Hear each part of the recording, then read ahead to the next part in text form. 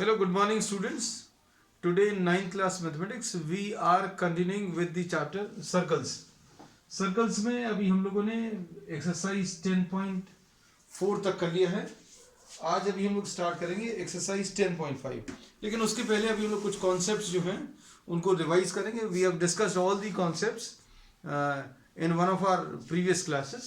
लेकिन आज जो जो चीज़ें काम की रहेंगी उनको अभी हम लोग फिर से डिस्कस करने वाले हैं. इसमें अभी हम लोगों ने ये पढ़ा था कि बच्चों कॉर्ड्स जो हैं, if there are two chords and these two chords are equal, अगर दो कॉर्ड्स इक्वल हैं तो उनके जो करस्पॉन्डिंग आर्क्स हैं बच्चों, ये कॉर्ड है और ये कॉर्ड है. ये दो कॉर्ड्स इक्वल हैं. ये दो कॉर्ड्स अगर equal, if two chords are equal in a circle, है ना, अलग अलग सर्कल की बात नहीं कर रहे. Two chords are equal in a circle, then the corresponding arcs are equal. Corresponding arcs are congruent, है ना. तो मतलब अभी हम लोग ये बोले कि अगर ए बी और सी डी ये स्ट्रेट लाइन वाला डिस्टेंस और सी और डी का ये स्ट्रेट लाइन वाला डिस्टेंस अगर इक्वल है तो ये आर्क्स बच्चों इक्वल आएंगी, है ना. पहली चीज ये यूज होगी. दूसरी चीज, अगर दो आर्क्स कॉन्ग्रुएंट है, if two arcs are congruent then their corresponding arcs, their corresponding chords are equal. अभी हम लोगों ने बेटा ये जो फर्स्ट स्टेटमेंट लिखा उसी का कन्वर्स अभी हम लोगों ने आगे लिख दिया, है ना. इसके बाद congruent arcs, next point, subtend equal angles at the center, equal angles at the center. इसका मतलब ये है कि अगर दो आर्क्स इसमें इक्वल हैं बच्चों, ये दो आर्क्स अगर इक्वल हैं, सपोज ये ए बी आर्क और ये सी डी आर्क, ये अगर इक्वल हैं, इसमें अभी हमने क्या बोला, arc A B will is equal to arc C D. इसका मतलब ये है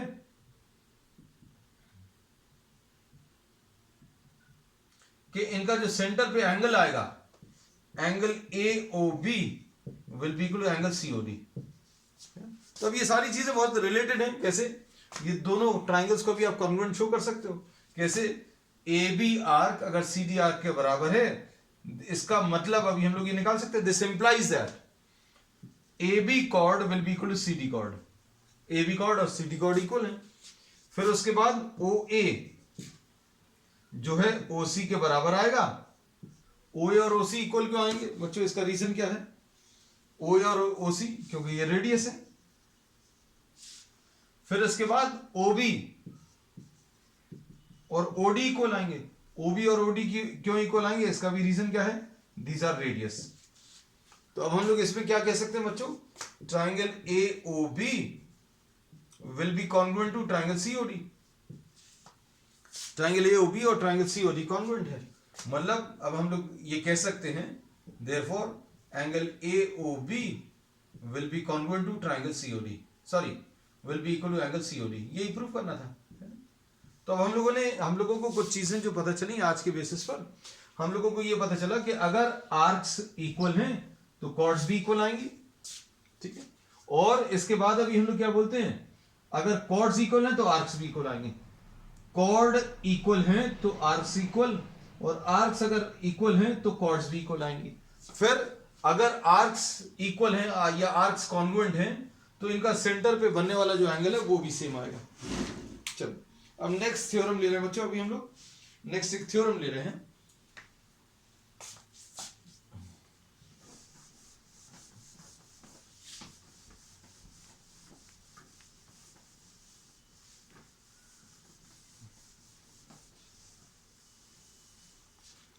नेक्स्ट इसमें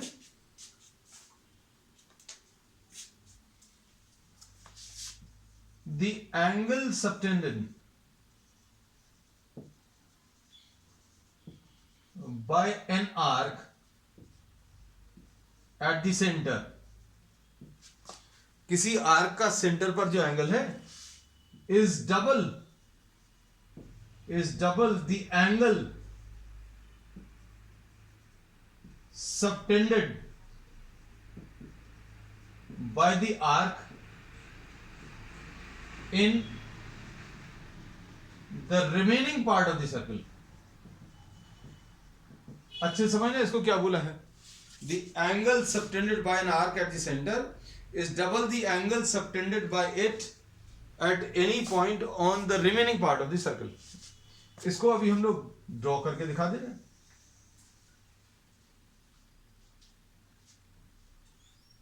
सपोज अभी हम लोगों को ये एक आर्क दी हुई है ए बी, एक माइनर आर्क. ठीक. अब इसमें अगर आप इसको सेंटर से ज्वाइन करो और इस आर्क को remaining part of the circle पे, remaining part of the circle का मतलब क्या है, we are considering A B arc, A B arc की बात कर रहे हैं, तो रिमेनिंग पार्ट कौन सा आ गया, ये बी ए. आप अगर माइनर आर्क की बात कर रहे हो तो रिमेनिंग पार्ट ये वाला आ गया.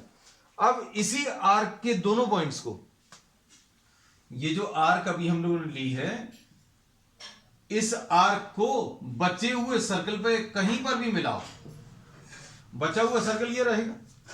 इस आर्क के दोनों पॉइंट्स को remaining part of the circle में कहीं पर भी ज्वाइन करो. तो इसमें ये थ्योरम क्या कहता है, देखो अच्छे से. The angle subtended by this arc, the angle subtended by this arc at the centre will be double the angle subtended by the same arc in the remaining part of the circle, है ना. तो हम लोग इसका diagram ले लें. Suppose बच्चों इसको बुक के नोटेशंस के हिसाब से ही ले ले रहे हैं. It does not matter much, है ना, लेकिन अभी हम लोग, आप लोगों को आदत रहती है बुक से ही पढ़ने की. So we are naming this as P Q. Suppose this is A and this is the centre of the circle. अब हम लोग क्या बोलेंगे, आपको क्या प्रूव करना है कि angle पीओक्यू,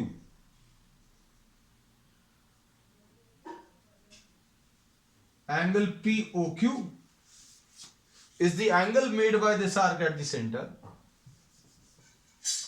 and this is double the angle subtended by the same arc in the remaining part of the circle. तो ये 2 एंगल PAQ, ऐसा कुछ प्रूव करना है. अब इसमें अभी हम लोगों को अगर ये PQ आर्क को मिलाना है तो यहां पर भी मिला सकते हैं. Remaining part of the circle यहां कहीं पर भी आएगा. Remaining part of the circle आप इस आर्क को यहां कहीं पर भी ज्वाइन कर सकते थे. कहने का मतलब यह है, अगर ये 80 डिग्रीज है, अगर ये 80 डिग्रीज है तो ये 40 आएगा. अगर सेंटर पर इसका एंगल 80 है तो ये 40 आएगा, ये भी 40 आएगा, ये भी 40 आएगा. तो किसी एक आर्क को remaining part of the circle में कहीं पर भी ज्वाइन करो तो एंगल सेम आते हैं. मतलब ये जितना एंगल है उतना ही एंगल ये आएगा, उतना ही एंगल ये आएगा. तो हम लोग थोड़ा सा इसमें लिखकर आपको सारी चीजें बता दे रहे हैं कि angle subtended by this arc at the centre is double the angle subtended by the arc by the same arc in the remaining part of the circle. इसी आर्क को आप remaining part of the circle में कहीं पर भी join करो तो ये जो एंगल आएगा इसका डबल आएगा. ये प्रूव करना. तो अब इसके लिए क्या करेंगे बच्चों, अभी हम लोग इसको आगे बढ़ा दे रहे हैं. Suppose we are naming this as B, इसको अभी हम लोगों ने बी नाम दे दिया. अब क्या कर सकते हैं,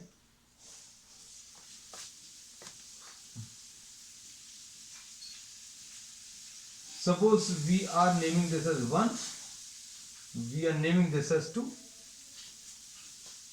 तो हम लोग क्या बोल सकते हैं, देखना अच्छे से. Angle 1 is the exterior angle AOP. ये देखो ये angle 1, angle 1 is the exterior angle of the triangle AOP. AOP triangle का एक्सटीरियर एंगल बच्चों एंगल 1 है. ये देखो दिख रहा होगा. हमने सिर्फ इतना सा बनाकर अलग से दिखा दिया, because if I draw this diagram separately it will avoid confusion, because आपको सिर्फ इतना सा दिखाते तो ये नहीं दिखता, आपको ये भी दिखता है ना। तो अब हम लोग इसमें क्या बोलेंगे, देखो ध्यान से,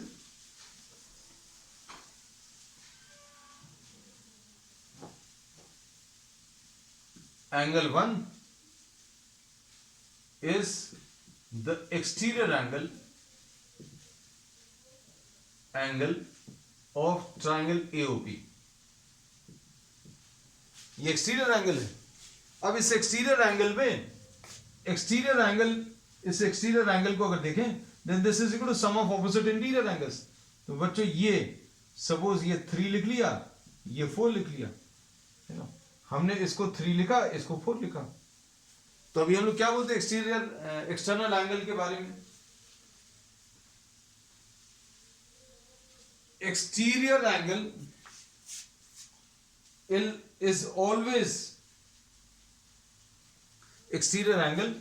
is always equal to sum of the opposite interior angles. अब इसके opposite interior angles कौन से आएंगे बच्चों? 1 से लगा हुआ ये एंगल छोड़ दो, है ना। तो हम लोग क्या बोलेंगे, angle 1 will be equal to angle 3 plus angle 4, ऐसा लिख सकते हैं, ठीक है ना। Angle 1 will be equal to angle 3 plus angle 4। अब इसके बाद एंगल 2 देखो बच्चों,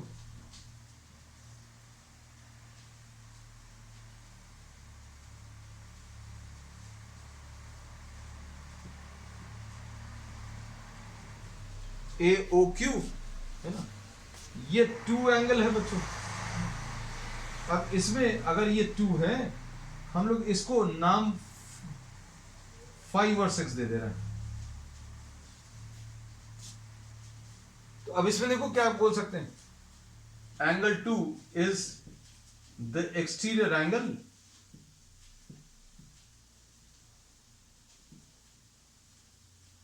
of angle of triangle AOQ। AOQ का एक्सटीरियर एंगल है, हमने इसको भी अलग बना के दिखा दिया। अब इसमें क्या बोलोगे, this will be equal to angle 2 will be equal to what, angle 5 plus angle 6, ऐसा लिख सकते हैं। Angle 2 is equal to angle 5 plus angle 6।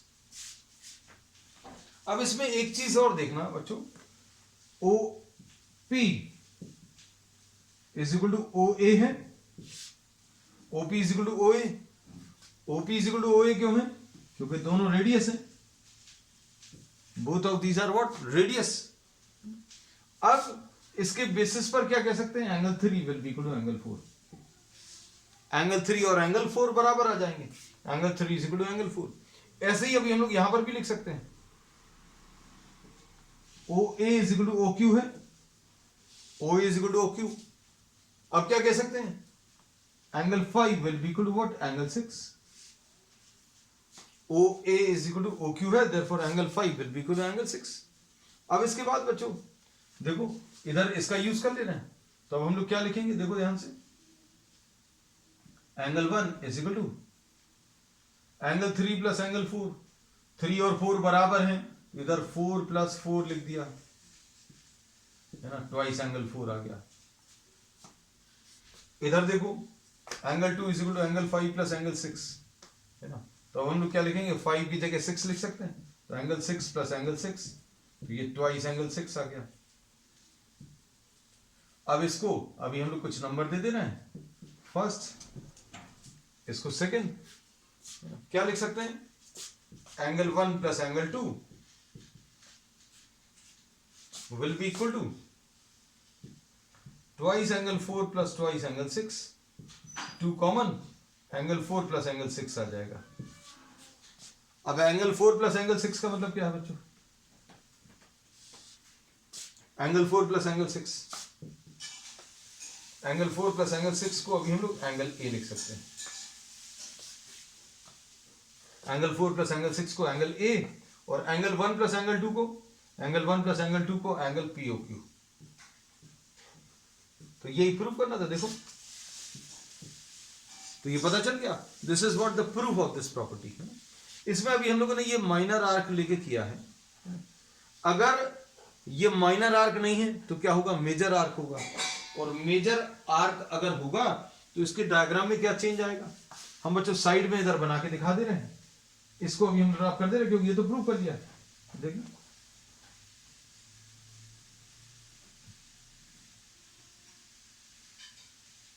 ये देखो, ये PQ आर्क है बच्चों, इसको सेंटर से ज्वाइन किया,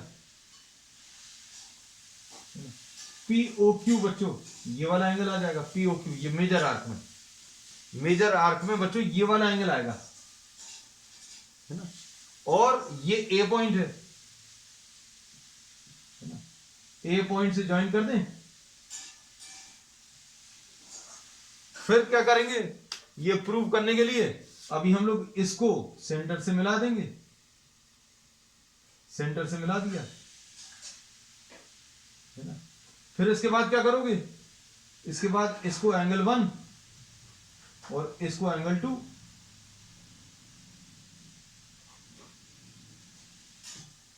एंगल 2 ये O पॉइंट है, ठीक है। फिर उसके बाद बच्चों क्या करेंगे, उसके बाद ये एंगल 3 आ जाएगा, ये एंगल 4 आ जाएगा, ये एंगल 5 आ जाएगा और ये एंगल 6 आ जाएगा। प्रूफ परफेक्टली बिल्कुल वैसे ही, आप देख लो, ये एक्सटीरियर एंगल है, ये एंगल 1, ये एक्सटीरियर एंगल है, देखो 1 is the exterior angle of this triangle।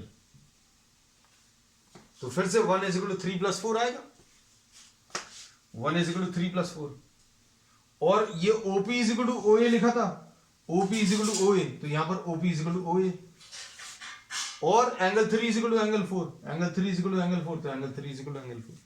तो बाकी सारा प्रूफ जो है बच्चों बिल्कुल same. So this PQ arc can either be a minor arc और अ मेजर आर्क। अगर माइनर आर्क भी नहीं है, मेजर आर्क भी नहीं है, तो क्या होगा, तो सेमी सर्कल होगा, क्योंकि सेमी सर्कल जो है वो ना तो माइनर है ना मेजर है ना। तो इसमें डायग्राम कैसा बनेगा, डायग्राम में कोई चेंज आएगा, डायग्राम में तो डेफिनेटली चेंज आएगा, है ना। तो बच्चों ये आ गया PQ, और ये पॉइंट बच्चों A है, और इसको आगे बढ़ा दिया, ये एंगल 1 है, ये एंगल 2 है, ठीक है, और ये 3 है, ये 4 है, ये 5 है, ये 6 है। प्रूफ परफेक्टली बिल्कुल वैसे ही है बच्चों, है ना। So there are 3 possible diagrams for this proof, 3 possible diagrams हैं। One is when PQ is a minor arc, the other is what, PQ is a major arc, है ना, and PQ is a semi circle, है ना। तो ये 3 possibilities है बच्चों, और तीनों के लिए अभी हम लोग ये कह सकते हैं, तीनों के लिए ही अभी हम लोग ये बोलेंगे, the angle subtended by the arc. बच्चों किसी आर्क का सेंटर पर एंगल अगर 80 डिग्रीज है, तो अगर आप उसी आर्क को कहीं और पर मिला दोगे, उसी आर्क को सर्कल पे कहीं और ज्वाइन कर दोगे, तो आधा एंगल आएगा। तो अब देखो, अब इसके थोड़े से एप्लीकेशंस अभी हम लोग पढ़ेंगे, है ना।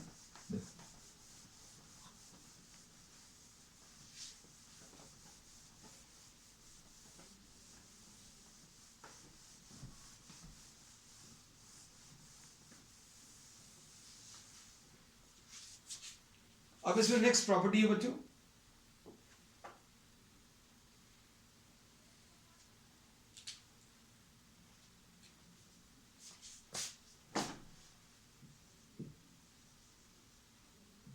angles in the same segment, angles in the same segment of a circle are equal। इसका मतलब क्या है,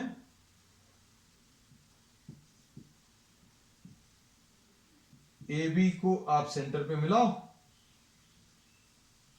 सेंटर पे एंगल कितना आएगा बच्चों, एंगल AOB। अब इसको अगर आप यहां पर मिलाओगे, इसको अगर आप यहां पर मिलाओगे, इसको छोड़कर कहीं पर भी ज्वाइन कर दो, जो AB आर्क दिया है इसको छोड़कर आप सर्कल में कहीं पर भी ज्वाइन करो, join AB to C, D and E, which lie on the remaining part of the circle.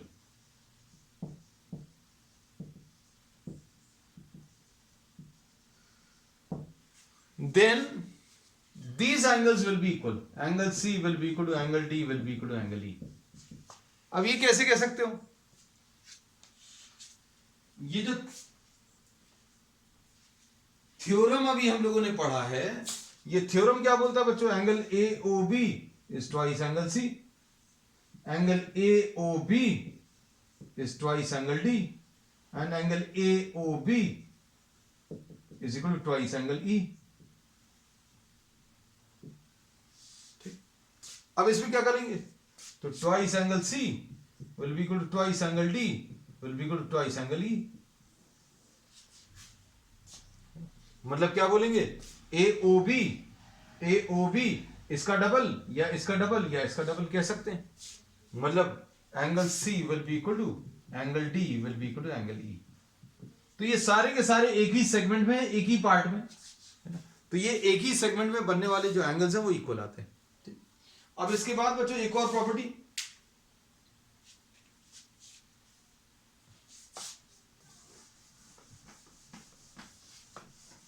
angle contained in a semicircle. Next property बच्चों,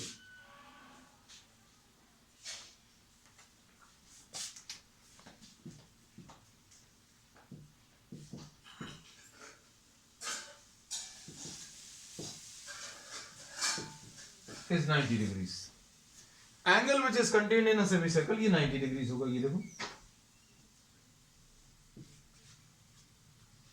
ये सेमी सर्कल ले लिया,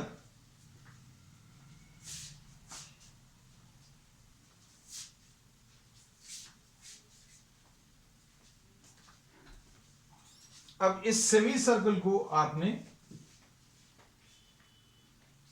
सेंटर से ज्वाइन किया. हम लोग क्या करते हैं, समझाने के लिए थोड़ा सा इसको ऐसा ले लेना है. क्या बोलेंगे बच्चों? एंगल AOB बच्चों ध्यान से देखना, will be double of angle ACB. ऐसे ही बोलेंगे ना. हमने समझाने के लिए ये डायग्राम लिया है ताकि आपको सारी चीजें क्लियर हैं, लेकिन ये सेमी सर्कल है. अब आप इसको ज्वाइन कर दो यहां से, ये C है. अब क्या बोलेंगे? एंगल AOB कितना है बच्चों? 180 डिग्रीज. 180 डिग्रीज है, twice angle ACB. Angle ACB कितना हो जाएगा?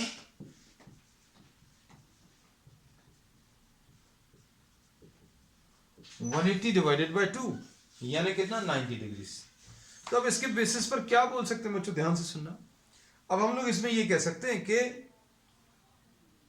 Angle made by a diameter को या सेमी सर्कल के दोनों एंड्स को आप सर्कल पर कहीं पर भी ज्वाइन कर दें. यहां पर ज्वाइन किया, ये 90 आया. यहां पर अगर आप ज्वाइन करोगे तो ये भी 90 आएगा. क्यों? क्योंकि ये वाला एंगल डबल आने वाला है और ये तो 180 है. ये 180 है तो ये इसका आधा होगा. ये 180 है तो इसका आधा ये होगा, मतलब 90 degrees. So we say that angle contained in a semicircle will be 90 degrees. चलो, अब नेक्स्ट बच्चों, नेक्स्ट थ्योरम. बहुत सारे छोटे छोटे कॉन्सेप्ट्स हैं जो अब अगली एक्सरसाइज में यूज होंगे, तो इसलिए अभी आज अभी हम लोग सारे वो कॉन्सेप्ट्स पर डिस्कस कर रहे हैं.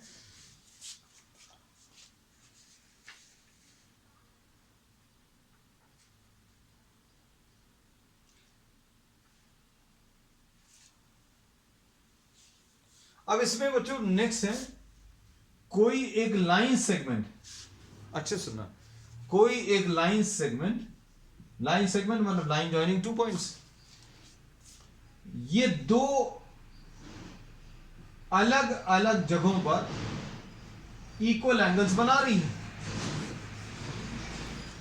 ए बी को आपने सी पर और डी पर ज्वाइन किया, ठीक है, और ये दिया हुआ है if angle A C B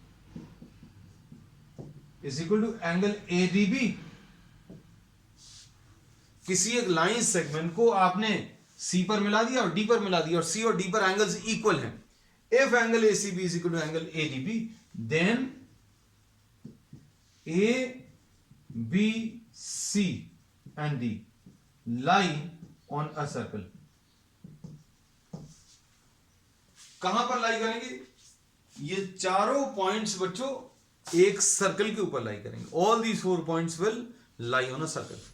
अब देखो अच्छे से देखना। अब इसमें अभी हम लोग ये कह रहे हैं कि ये तो एक सिंपल सी प्रॉपर्टी है जो अभी हम लोगों ने पिछला थ्योरम एक पढ़ा हुआ है, उसी का कह सकते हैं एक एक्सटेंशन है। तो अब हम लोगों को ये तो मालूम है प्रीवियस प्रॉपर्टीज से, क्या थ्योरम का स्टेटमेंट बच्चों आप लिख लेना। हम ये एक्सपेक्ट कर रहे हैं दिस इज थ्योरम नंबर 10.10 है ना, थ्योरम 10.10, ठीक है। स्टेटमेंट भी लिख दें क्या कि रहने दें? Line segment joining 2 points subtend equal angles on 2 other points lying on the same side। अब ऐसा नहीं करना कि ये ए बी लिया और ये एंगल इक्वल है और कहने लगे ये भी एंगल इक्वल है। लाइंग ऑन दी, ये नहीं लेना, lying on the same side of the line segment,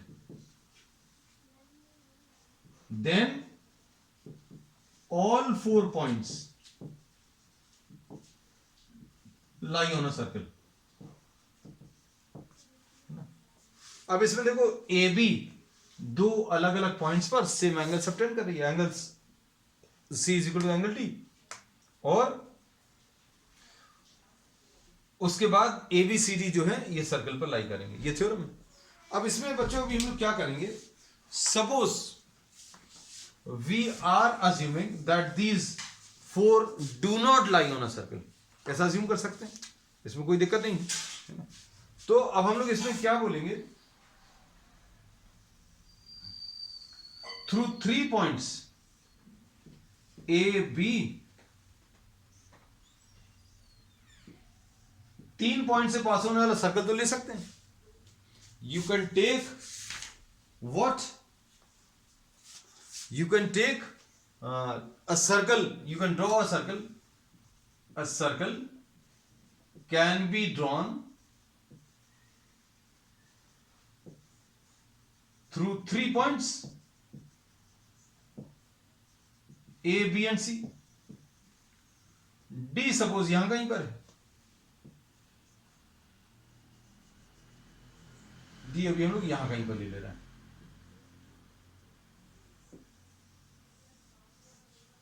ठीक। Suppose D does not lie on the circle,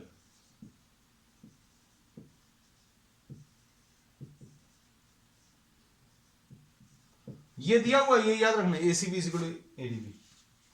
अब क्या करेंगे बच्चों? आप इसको तो ज्वाइन कर लो, कोई दिक्कत नहीं।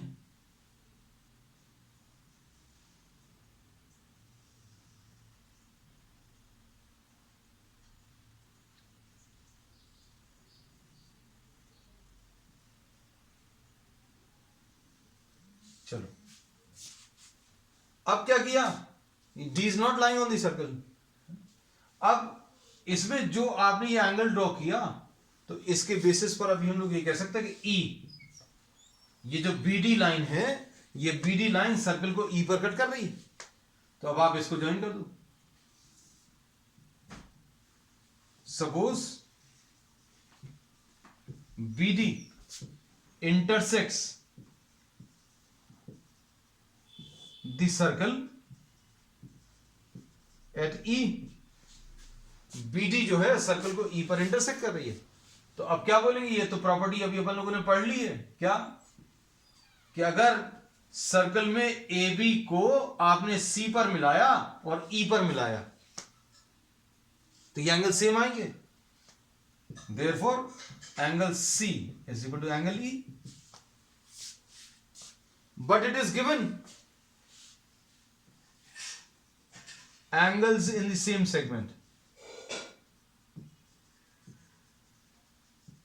are equal। ये अभी हम लोगों ने इसके जस्ट पहले, इस टॉपिक के जस्ट पहले पढ़ा, ठीक है। बट इट इज गिवन, क्या चीज दी हुई है, angle C is equal to angle D, this is given. तो इससे क्या प्रूव होगा बच्चों, इससे ये प्रूव होगा angle D is equal to angle E। How is this possible, ये पॉसिबल है क्या, ये देखो ये एक्सटीरियर एंगल हो जाएगा इसका, ये is this possible that this angle is equal to this angle. तो अब हम लोग क्या बोलेंगे बच्चों,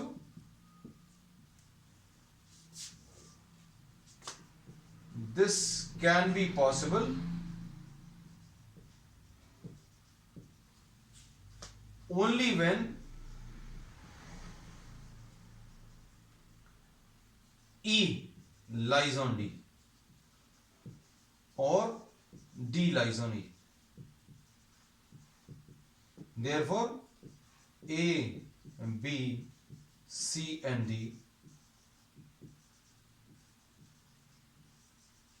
lie on a circle। ठीक है, तो आज अभी हम लोग इतना ही ले रहे हैं, क्योंकि अब प्रॉब्लम्स अभी हम लोग स्टार्ट करेंगे ऑन द नेक्स्ट वन है। That's all for today.